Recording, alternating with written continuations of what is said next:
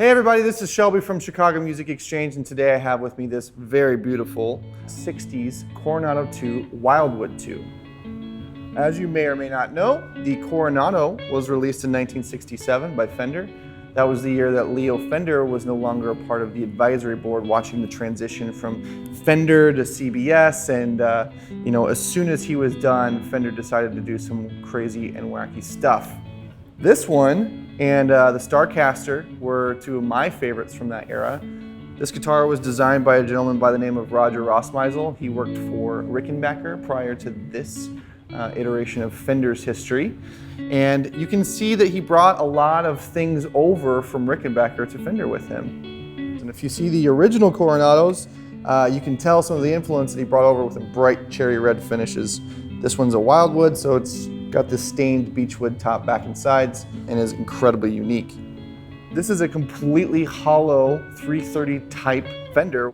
It's the first time they'd ever done anything like this. Two F-holes here on the top, two DeArmonds pickups, which was also very rare for Fender to do, bring a different manufacturer to this model.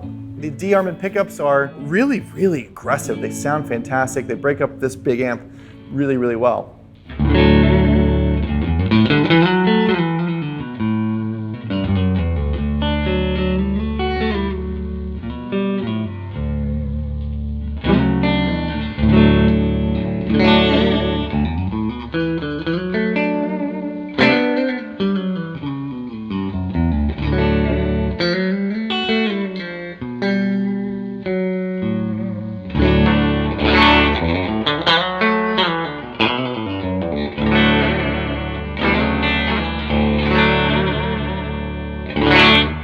The Wildwood platform of the Coronados are incredibly unique because Fender actually dyed the beechwood here.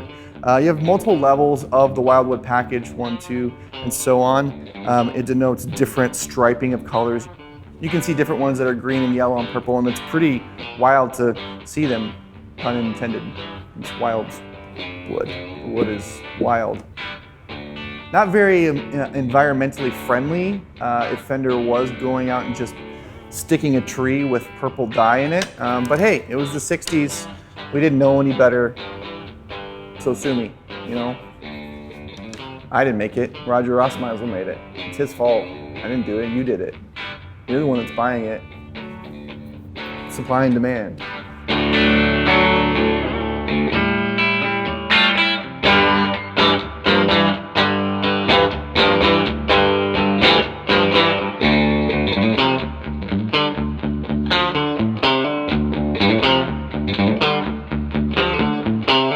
My favorite part of this entire instrument is the old wiggle stick here.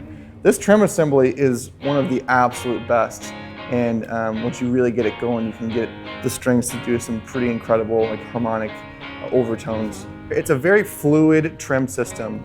It's kind of like a Bigsby, but in my opinion, significantly better because of the action moving up and down.